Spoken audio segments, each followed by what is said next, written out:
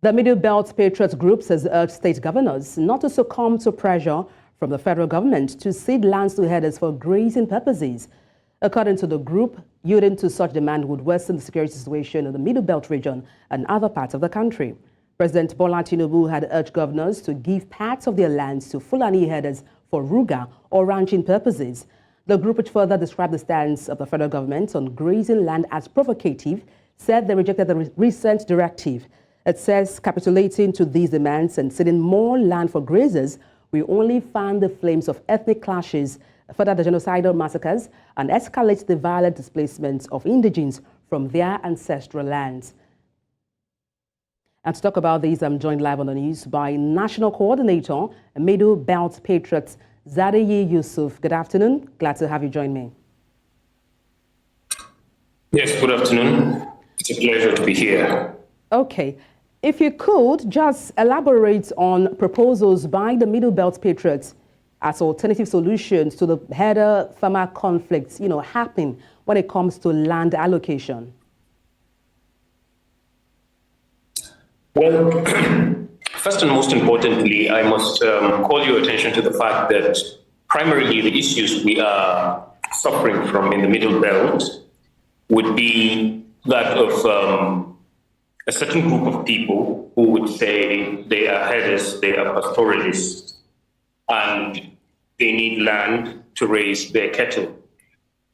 So primarily, if rearing cattle is something that is a heritage to them, there are people who are farmers who farm as a heritage.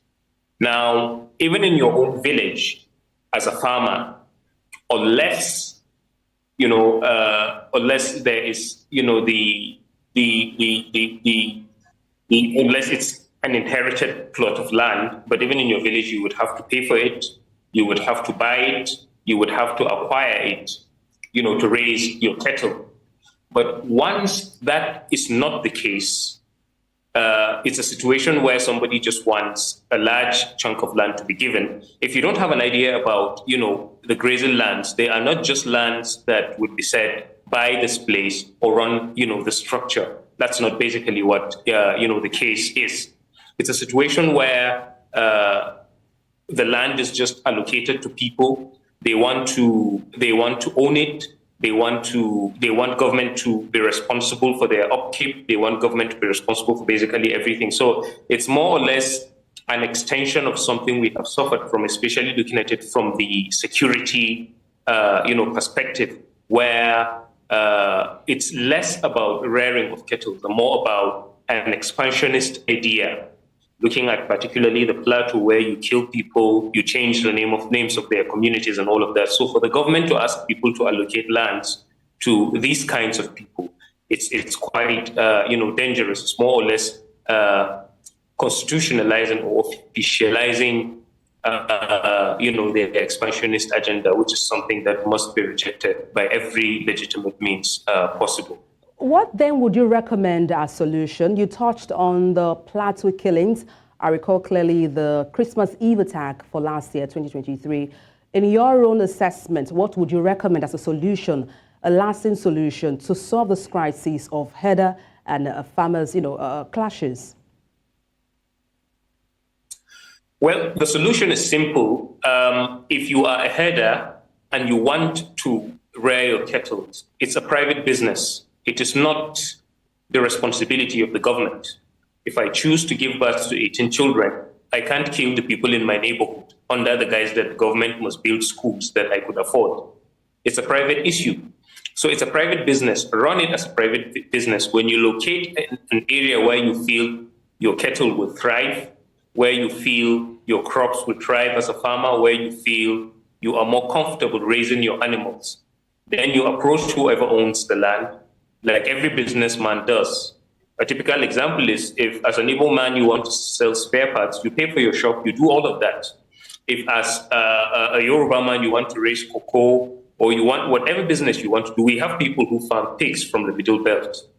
They pay for what they do, they pay for the feed, they pay for the land, they raise their, they either buy it or they get it lease, and they do all of those things. So it's strictly a private business. Nothing difficult about it. Now, once that is done, those who are truly pastoralists, who wants to raise their cattle, they will embrace the opportunity. And by so doing, we'll be able to separate them from the terrorists or the jihadists that have adopted the pastoralist issue to kill people and invade their land. And that will be the best way to deal with them. Well, we all know that where there is no law, there is no sin. When it comes to legal action, what do you think the government can do where there is encroachment either from the herders to the farmers or vice versa? Well, the truth of the matter is that the incursion, the invasion has always been on the side of the so-called herders. They are actually not herders, they are jihadists. It's just that because there are herders that share ethnicity with them, they have adopted them to make them, their fighters. So you could kill people and come back and hide inside cows and women and children. Now, once you identify those communities, it is not just about telling them, leave this area.